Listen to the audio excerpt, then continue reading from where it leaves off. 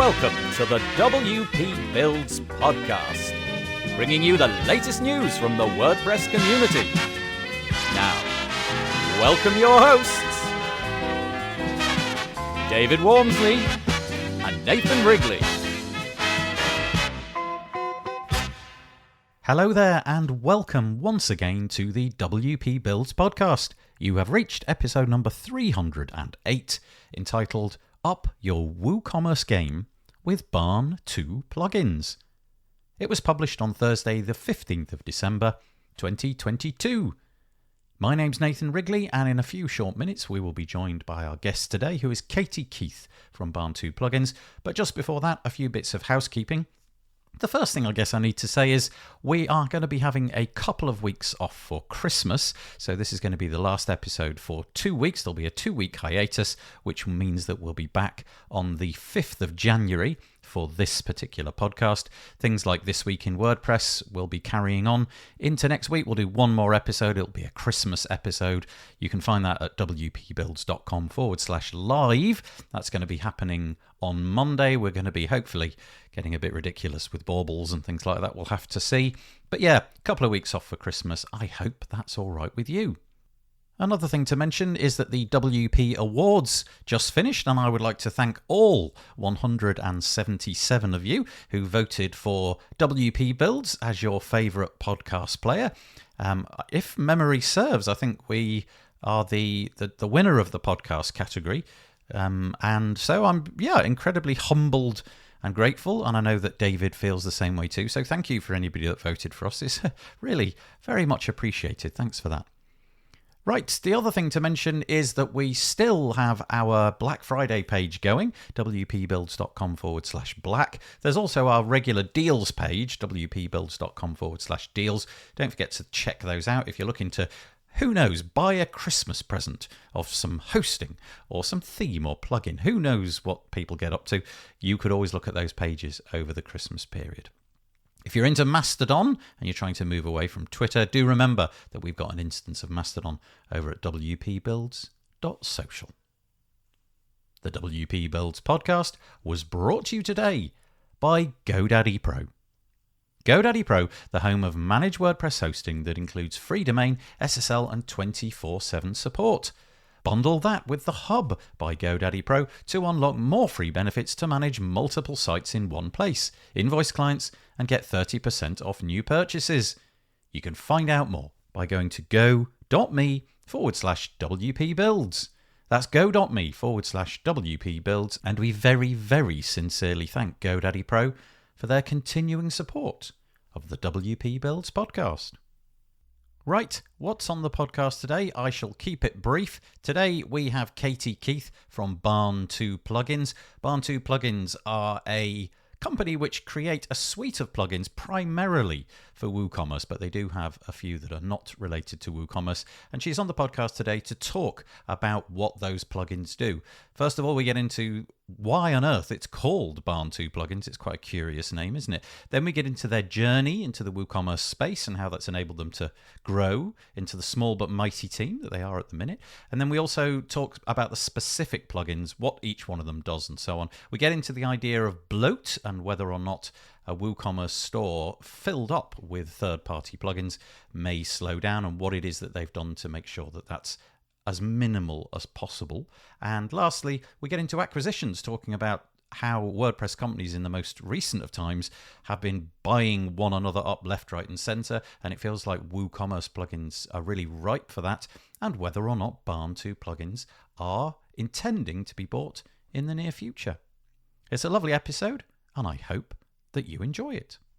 I am joined on the podcast today by Katie Keith. Hello, Katie. Hi, thanks for having me. You're most welcome. Katie and I think, met for the very first time on a recent trip to San Diego. Both you and I were at WordCamp US 2022. How did that go for you? Yeah, it was amazing. Met so many great people. San Diego was a beautiful city, and it was the furthest away WordCamp I've been to, but definitely worth doing. Yeah, it was a really amazing experience. We're not here, though, to talk about WordCamp, although we are here very much to talk about WordPress. I suspect that most of this podcast will be focused on WooCommerce in particular.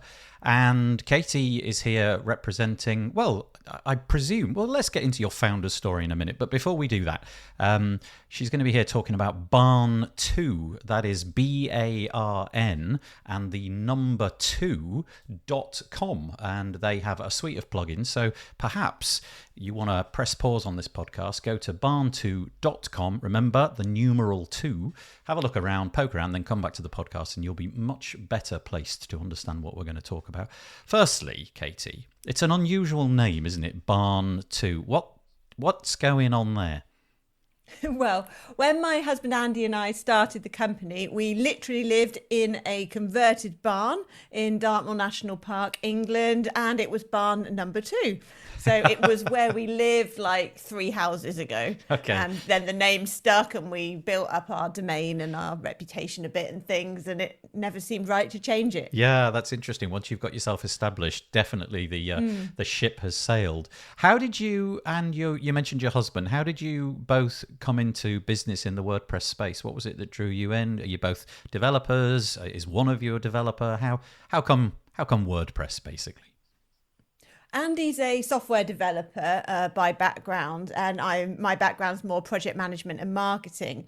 And for years we had normal jobs and we wanted to work for ourselves, and we talked endlessly about it. We never had a killer idea. We watched programs like Dragon's Den / Shark Tank, depending on where you are and what it's called, and thought, how do we get this idea? And we never had one. And then eventually we just thought, okay, let's just do it and just set up a web design shop.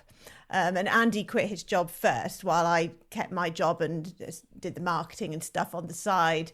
And he found WordPress very quickly, just as a way to build the clients' websites more efficiently. And obviously being a CMS, it meant that the clients could update their own sites. So we started using WordPress immediately for all our projects.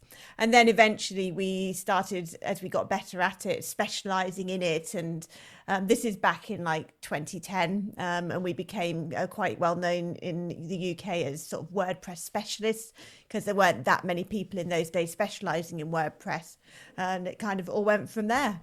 That's quite a long time ago, actually, isn't it, when you think about it? You were lucky enough to hit a wave before, I would say, WordPress became a tidal wave. You know, it was big, but not that big. You were, at that point, that was quite a gamble, I suppose, because WordPress could easily have gone the way of Drupal or Joomla. Perhaps not. Maybe that's just sort of egging it a bit, but you get the point. So that was quite a courageous decision at that point. Who knew that WordPress would be 42% of the web? Yeah, absolutely. Yeah. Yeah. So you've kind of you've sort of tied yourself to the WooCommerce space. Not entirely. Those of you that have taken my advice and gone over to barn2.com will have noticed that a significant proportion of the plugins that you produce are for WooCommerce, but there's other bits and pieces which we'll get onto in due course. How come then WooCommerce? What was it that drew you into the WooCommerce space? Did you detect that WooCommerce was lacking in a certain area? Was there just some sort of thing that you needed? You scratching your own itch? How did you begin down the WooCommerce journey? We kind of identified it as a growth area, really, partly because it was so big, partly because we were aware that there were gaps in the market that we could fill with plugins, and also partly because we'd read some kind of business theory stuff about people are more likely to be willing to pay for a premium plugin if it increases their sales, if it makes them money. And so with WooCommerce, that's what it does, of course, compared to a WordPress plugin that does, I don't know, backups or something that doesn't directly make them money. Yeah, so there's a whole ecosystem of, I mean, WordPress itself is an ecosystem, and then a subset of that ecosystem is WooCommerce. And clearly, there's a lot of companies in the WooCommerce space who bring something to the table. You know, they bring additional functionality and so on and so forth. What is it that you initially found that was wrong with it? Was it that it was slow? Was it that, you know, it didn't have customization options? What was the sort of first foray that you had? The very first one was adding a missing feature, which was password protected categories. So in WooCommerce, you can divide your products into categories, just like WordPress posts, exactly the same as that. And there was no password protected category option, which would allow you to restrict access to certain user roles, users, or people with the password. And we found that that was a gap in the market in WooCommerce at the time. We realized it actually was not a very difficult thing to develop. So we thought, well, that's a perfect first plugin to dip our toe in the water, see if we can actually sell a plugin and be the only one at the market. There's now various plugins that do that, but ours was the first. So we started off by looking for little gaps like that and filling them. So essentially, you began sort of scratching an itch that you discovered yourself, discovered that there was a success to be had down this road, and then presumably went looking for other problems and developing plugins for those. And currently, well, you might be well in the process of developing a load more. It looks like you've got about 14 WooCommerce plugins on the website. You've got 3 regular WordPress plugins and something for EDD, Easy Digital Downloads as well. So kind of what came next? Are you led by your customers, or are you led by your own example? Are there things that you've decided to do just because it suited you? How has the process gone over time? Our second plugin was led by the customer. That was a client had basically paid us to develop a plugin that would list blog posts in a searchable table on their website. Okay. So they had hundreds and hundreds of blog posts. So this is nothing to do with WooCommerce. And they needed a more searchable way because, as you will well know, with WordPress blogs, you usually have the most recent one at the top. You may have some like links in the sidebar for category or something like that. But really, it's not that easy to interrogate the blog and find articles by topic, or particularly older articles. They kind of drop off the bottom and then never seen again. Right, yeah. In many ways. Yeah.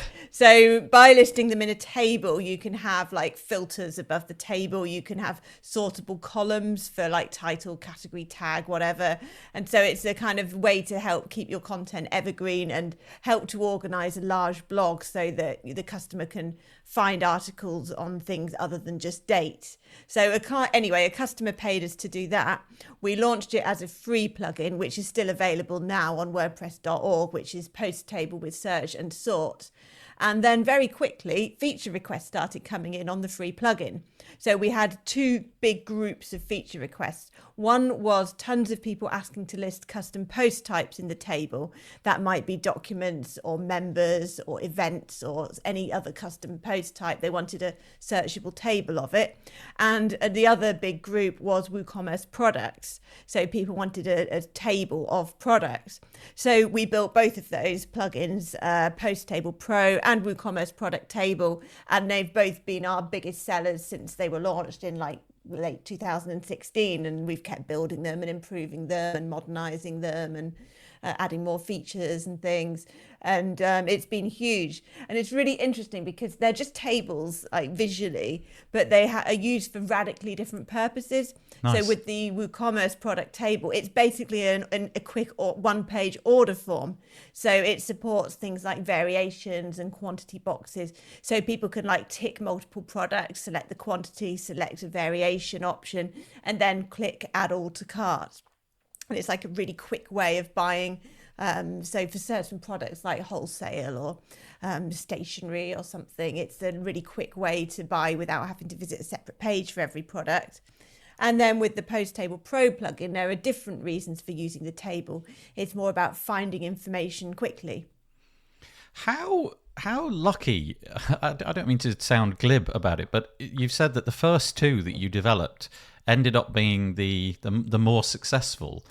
You can imagine the exact opposite happening. You know, you develop a couple of plugins and basically nobody notices them, and you sort of fade into oblivion, and your grand ambitions of having this WordPress plugin business sort of fall around your ears. So that's remarkable. The first 2 things that you did are the sort of bedrock of the business. That's fabulous. It's been incredible, particularly with the table thing. Because like our best-selling plugin now is one I haven't even mentioned yet, which is a document library plugin called Document Library Pro. And so that is a sort of evolution of Post Table Pro, because after a few years of selling Post Table Pro to list any post type, we realized that the most common use case was listing documents, but there were some features missing. For example, people wanted download buttons and document previews and things like that.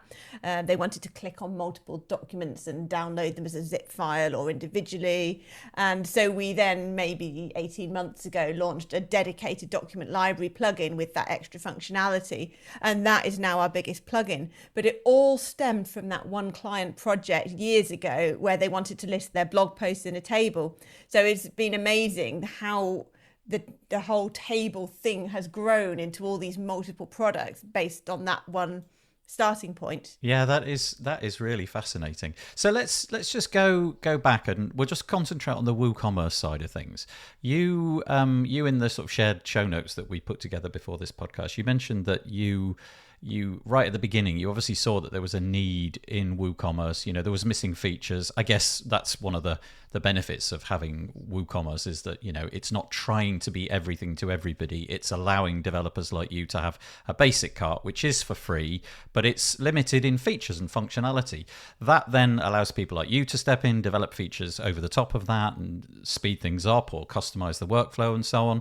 But you described the WooCommerce, the process of buying things in a default WooCommerce store as being slow and a bit under optimized. What did you mean by that? What was your initial thoughts when you sort of stared at WooCommerce? What were you trying to do? Yeah, that's kind of what we're specializing in now, is speeding up the customer journey in WooCommerce. So when you install WooCommerce as it comes, there's a few ways that it takes quite a long time to find products and buy them. So the first problem is finding them in the first place, because the built-in filtering options, for example, and search are quite basic and not very visual. So there are a couple of filters in the free WooCommerce plugin, but they're not that useful for really drilling down by the product data to find what you want, which is a problem in larger stores that have maybe hundreds or thousands of products. So you want a really sort of user-friendly visual way of clicking on things and then drilling down the list. The second problem is that once you find the product, you have to generally click through to a separate page for each product you're interested in. So there might be add to cart buttons on the shop page, but you can't use those to learn more about the product or select a quantity or choose a variation option. To do any of those things, you have to click through to a separate page for the product, and then you have to go back and do so again for every product that you're interested in. So people are likely to get lost or bored or whatever. It's just quite a sort of slow process if you're buying multiple products.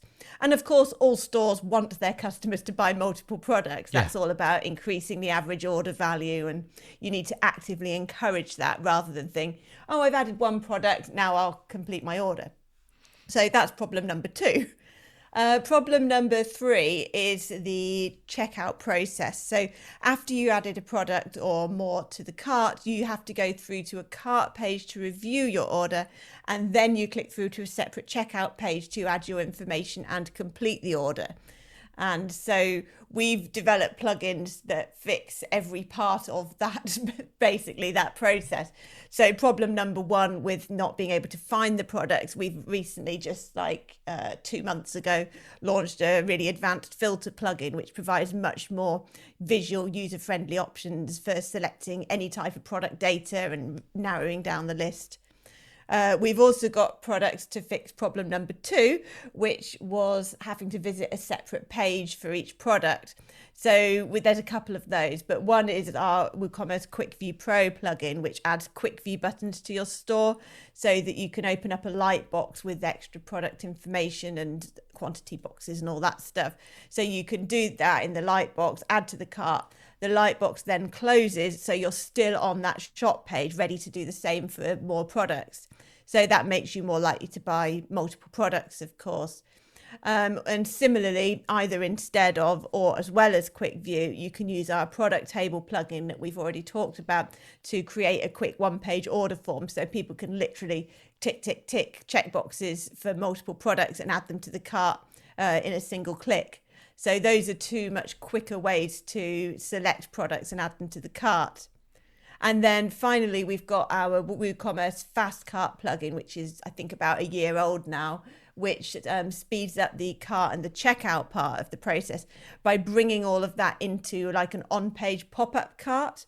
So when you add a product to the cart, then either a floating cart icon or a whole pop-up cart appears on your page, and you can then review your order and pay and complete it and add your details and do the full checkout within this pop-up. So you're not taken through multiple pages, you just stay on the same page for the whole buying process. So all those things together combine to really speed up the customer journey. I suppose if we rewound the clock, oh goodness, let's go like 15 years, a really long time ago. The process of buying anything online was by modern standards, by the standards of today, pretty tortuous. You know, all of those things that you've just described as being problems were completely ordinary.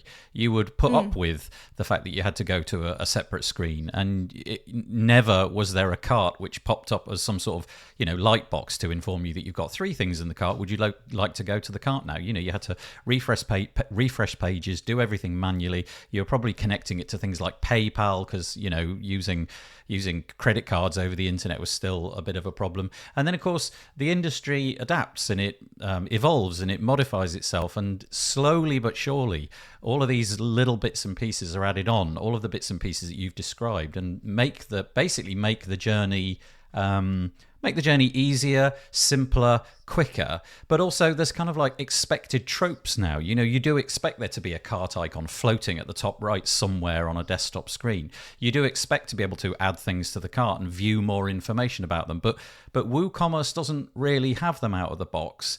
But I wonder, like you were saying, do you believe that is now the basic expectation, the sort of plugins that you're doing?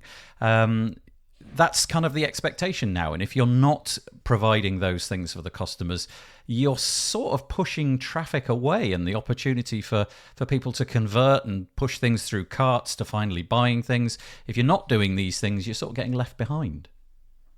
Yeah, it's not so much that the customer consciously misses the features, it's that they are in a hurry. Everyone's attention span has been destroyed by modern technology, it's very well known through research into people user testing and things, how much more likely they are to bounce from a website or abandon their cart if it's slow and if it's not obvious what to do next. And so it's about speeding up that journey, because customers know they expect speed. They expect to be able to do things dead quickly, or they get fed up and go elsewhere. Yeah, I have this kind of muscle memory, and it doesn't really matter what website I'm on. If I go to a website where I'm buying something, there's this sort of typical process that I expect to see. And it's, you know, list of products, typically in some kind of table, as you've described. I want to be able to quickly review information about what it is. You know, maybe that's tabs of, okay, here's some reviews about it, here's some more information about it, here's some images that you can roll over, and, you know, possibly something that you can interact with, a video or something like that. And then I want to be able to click add to cart and then instantly click the buy now button, you know, visit the cart and be done in 5 or 6 seconds with my browser filling in a lot of the information. And anything outside of that kind of feels alien and a bit janky and a bit kind of, oh, this is a bit cottage industry. I'm not sure I trust this website. I don't know what you think about that. Yeah, that's true. It's interesting because WooCommerce is so huge. It's used on more than 40% of all e-commerce sites, as you mentioned earlier. So even though these are separate websites with totally different themes and brandings, people do get they do get used to a layout, don't they? Yeah. And so they do have that muscle memory, and they find it strange when something's different. Yeah, that's right. Yeah. I really think that's true. And then true. a lot of the big players that aren't WooCommerce, like, for example, we often analyse major UK clothing stores, because that's kind of what we're familiar with, and think, what are they doing that isn't available in WooCommerce yet?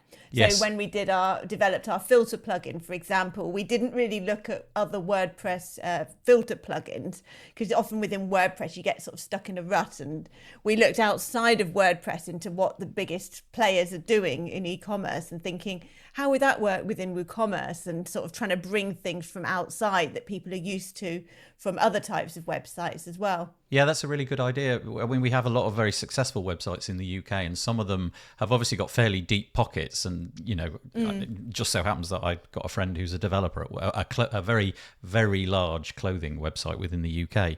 And they've got dozens of people on their team who are just constantly iterating on features, A/B testing things and trying things out and just trying to get the slimmest change, like a little 0.5% uptick or a 2% uptick or whatever it might be, and just trying all these things out. So that's interesting that you're scouting around, not trying to copy what all of the other WordPress plugins are doing, but kind of seeing what's out there in the marketplace and working for some of the major brands. Your approach, though, is kind of like a la carte. So unless I'm wrong, I could be wrong. Maybe there is like an overarching Barn2 plugin that you can buy that brings everything along for the ride. Maybe that is something that you can do. But it appears to me that it's more of a la carte, find something that you think on your website is missing, go and buy the individual plugin. So is that it? Is it basically, you buy 1 or 2 or 3 at a time? How do you sort of market yourself? Yeah, generally people do that, and often once they've got one plugin, they realize they like us, the quality, the support, that kind of thing, so they'll come back with more. We also offer an all-access pass that people can upgrade to at any time, which comes with all the plugins, but they're all individual plugins, so you install the ones that are relevant to your store, which makes sense for us because while we are mostly a WooCommerce company, we're not just that. As you mentioned, we have something like 4 non-WooCommerce plugins, just for historical reasons as much as anything. And so it makes sense to allow people to choose what's relevant to them, and we wouldn't want to bloat their store with something that isn't, for example.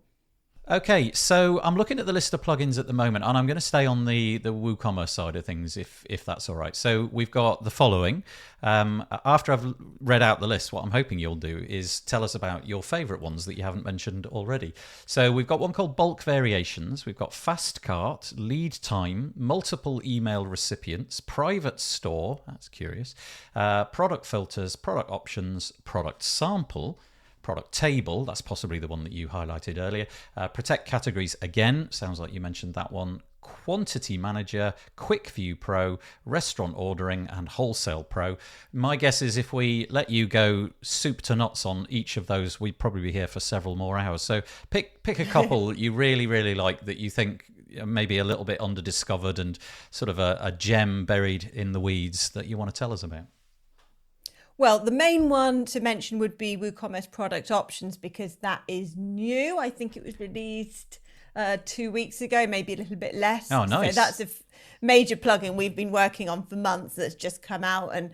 And it's basically, so with WooCommerce products, you have variations where you can select, for example, on a clothing product, you might select the size from a drop down, and you might select the color from a drop down, and that's variations. That's all built into WooCommerce.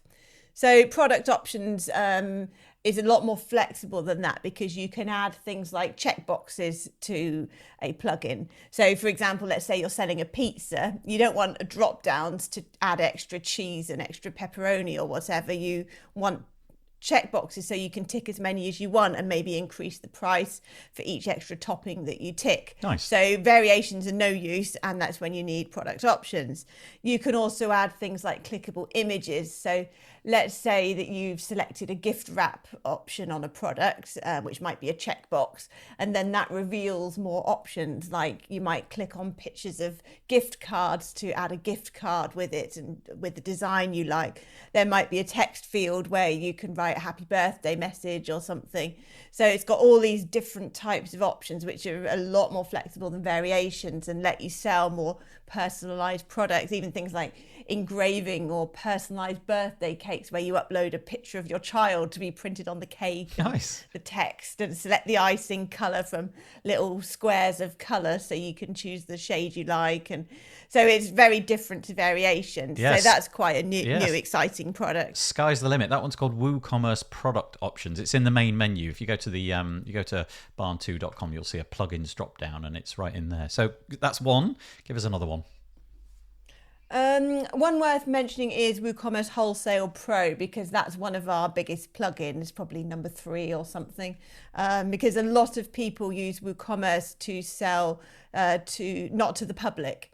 So they might have a public store, but they might also have a private wholesale area which has different pricing. It might have the same products or different products, but the key is that when a wholesale user logs in, they get special trade pricing at discounted prices, and they might have, you might need a registration form so they can sign up and that kind of thing. So there are special needs for WooCommerce wholesale users that aren't met by WooCommerce because it's public WooCommerce. So the wholesale plugin is really popular because that meets a big need within WooCommerce. Yeah. Okay, I'm enjoying this. One more. Well, a natural thing to follow on from that is two more, I'm afraid. Oh, it's okay. It's okay. WooCommerce protected categories and WooCommerce private store. And they both add different types of privacy options to WooCommerce.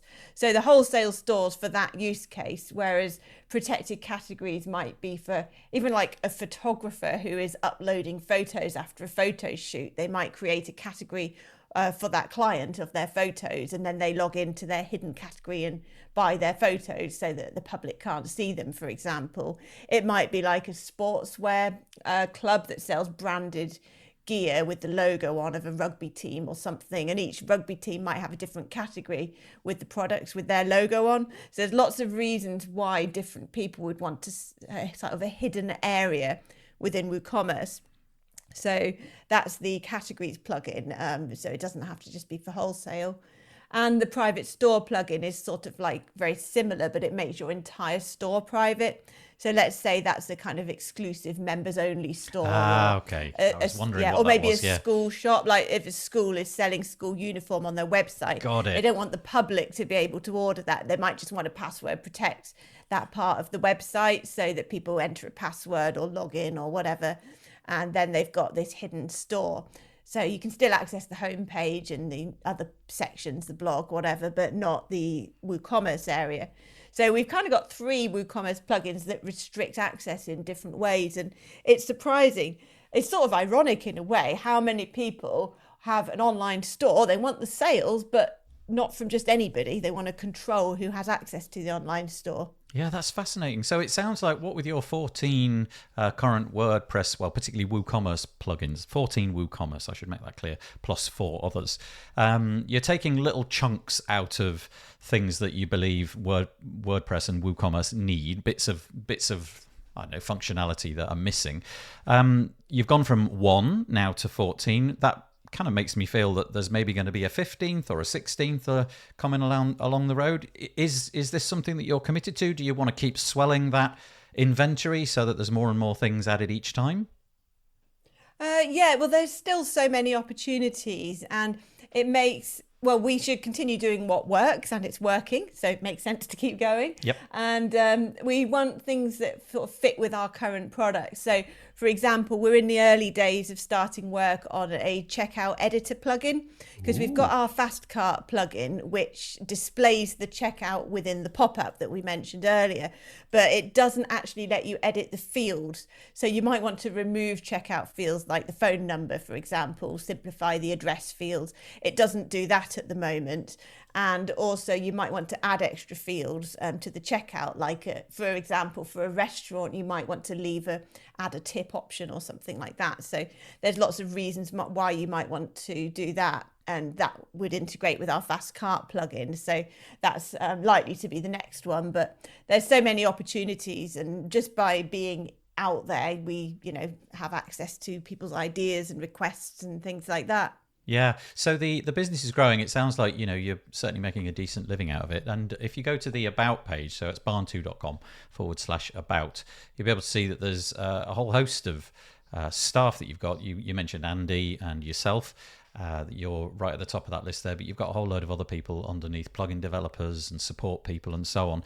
So that leads me to this section, which is all about support, really, because it feels to me that if you're building a WooCommerce site, that there is a seriousness about that. You're handling people's data. You're obviously getting yourself involved with shipping products potentially, or certainly, you're just into a whole different area than having a normal website.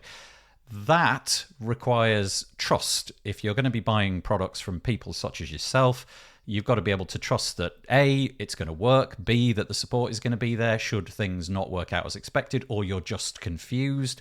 What is the deal with support with you? Do you have like a 24/7, 365 approach, or is it limited to, I don't know, have you got a chat bot or have you got email that you do? How does it all work?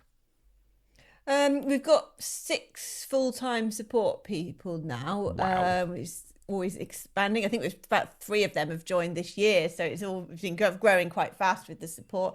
It's not 24/7. I don't know of any plugin companies that are, to be honest, but it's like every day, and there's sort of limited support across weekends as well, so you can still get an answer to something over the weekend. So it's email based, generally speaking? It is generally, but we do have live chat on the website as well. And we've recently hired a tier 3 support person who's actually a developer. So as well as having the kind of people who are WordPress and WooCommerce experts that can advise you, as well as obviously being experts in our plugins, we have somebody with development experience that can help with things like CSS fixes with your theme, and even temporary patches, while the plugin's lead developer is providing a more permanent fix if you report a bug and things. So that's helping to improve the communication between support and development, and also provide more technical support to our customers, which we haven't had before. Okay, that's interesting to know. So a couple of hot button topics that have come over in the last 2 or 3 years is Core Web Vitals has been one of them. Everybody's incredibly worried about the performance of their website, and the number of plugins that you throw on often has a direct relationship to how performant your website is. So there's the first one. The second one is accessibility, and people concerned about making sure that their websites are as accessible as possible. And if there are people out there who can't browse a store because they simply can't navigate it, you are, in a sense, well, you're not only not serving that community that deserves to be served, but you're also leaving money on the table. So let's deal with the first one. Have you got anything to say about the sort of Core Web Vitals? And what I mean by there is bloat, speed, slowing down the website. Do you have anything to say about that? Have you gone to great lengths to make sure that things are as quick and lean as possible? Yeah, definitely, because that's so important, particularly with WooCommerce, but just across the board because of the impact on SEO. A lot of that is simply following best practices and things like that, and using the latest techniques. We're particularly careful of that. Some of our plugins, by definition, are for stores with a lot of products. So, for example, our WooCommerce product table is aimed at stores with loads of products because of the table order form layout. And similarly, our filter plugin, you only need filters when you have quite a few products. Yep. But particularly the table, because normally WooCommerce will only list about 9 products per page, for example. Right. But a product table might list dozens and dozens, and that is going to take longer to load than 9 products. And also we're pulling extra data into that main page, such as variation drop downs and extra there's product description, for example, which wouldn't normally appear on the main shop page. So we have to be very careful in how the plugin is coded, and also in how we support our customers. So we might, if they report problems, we've got a lot of advice that we give people about how to reduce what's loading on each page. Like you can change the number of products in the table. There's a lazy load option as well, so that it's only loading the products it needs to at any one time. So we've kind of identified that as a potential issue because it's bringing more products onto that shop page for a genuine business reason, but there are implications. And with the filter plugin, similarly, as part of the initial development of it, we built an indexing function. So it's not looking at all of your thousands of products whenever you're performing a filter. It's already indexed them, kind of like Google, I suppose, so that it can find the results instantly. Right. Yeah. So basically, things are just much more performant on the front and back end. Yeah, that's good. Okay, so let's deal with the acquisition. I don't know where that came from. Let's deal with the access. Every other yeah, podcast. I'll come back to that in a minute. Let's deal with the accessibility piece. Anything to say about that? Again, it's a lot of it's about following best practices, but we do accessibility testing and things like that as well to make sure that it is accessible from screen readers, and even things like design and button sizes and things. It kind of covers everything, really. Okay, so I probably accidentally said the word acquisition, but it planted a seed in my head. Seems like the WooCommerce space has been ripe for acquisition in the recent past, and just wondering what your thoughts are on that. I'm not suggesting anything. I'm just just dropping it in there and seeing how you reply to that question.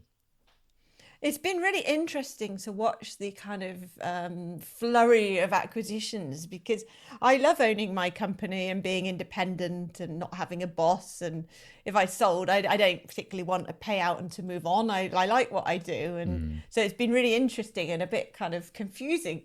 WordCamp US was quite confusing for me because there was a lot of acquired people there, and I was spending a lot of time with people from multiple companies who have been acquired, and they've got managers and things now, and I'm like, hang on, I like not having a manager. I'm the boss. Why have you? So it was really interesting because I don't kind of have that temptation, certainly at this point in my life. So it's interesting to me to see. But it was also interesting to talk about people's reason for being acquired, and everybody has a different reason. Indeed. Like some people, they might want to buy something specific in their lives, like a new home or something. Some people might have had such rapid growth that they can't cope with it. Some people might have such a big staff bill that they're scared if anything ever happened, they couldn't support people, and they want that backing of a bigger player.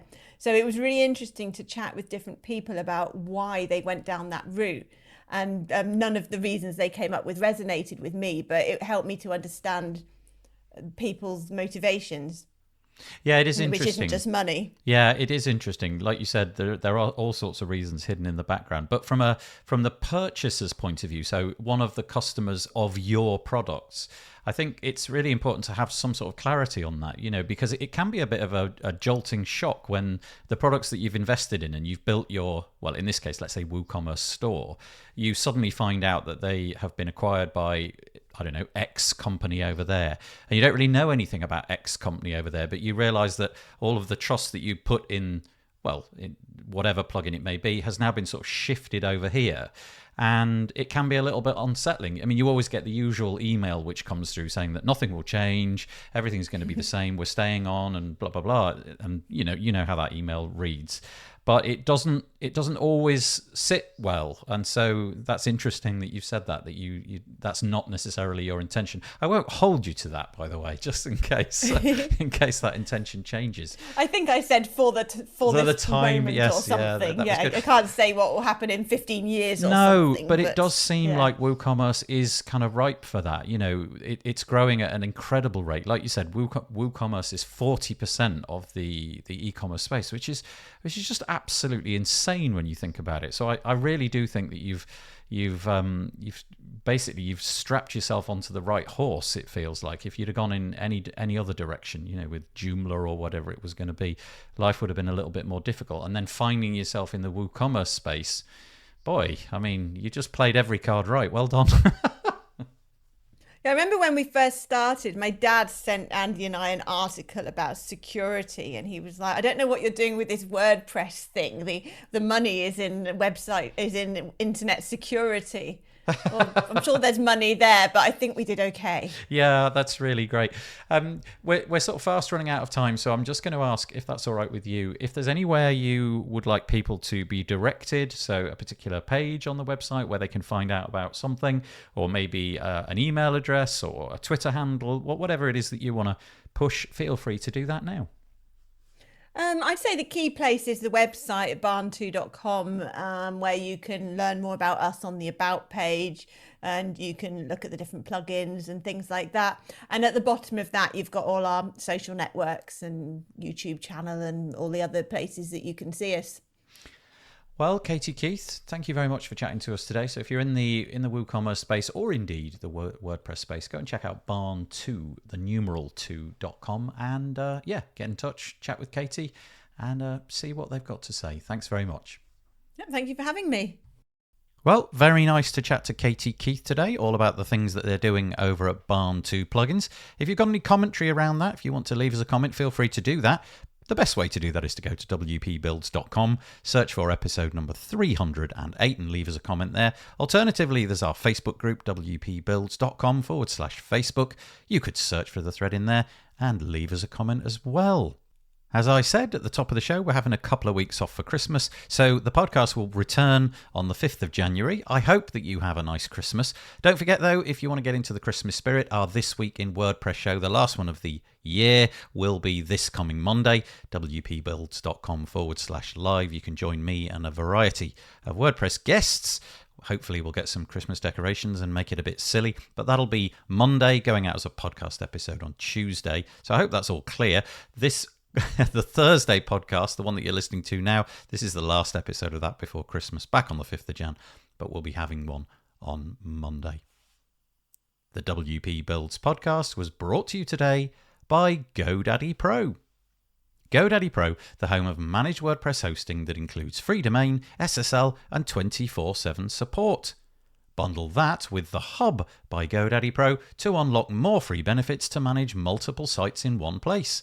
Invoice clients and get 30% off new purchases. You can find out more by going to go.me/WPBuilds. And we do thank GoDaddy Pro for their continuing support of the WP Builds podcast. Okay, that's it. That's all we got for you for the podcast for this year. I tried to find the least Christmassy music I could possibly manage, and it's sort of approaching metal. So I'm going to say, have a nice time. If you're enjoying the holidays, I hope that you do enjoy those. Take care. Here comes some cheesy music. Stay safe. Bye-bye for now.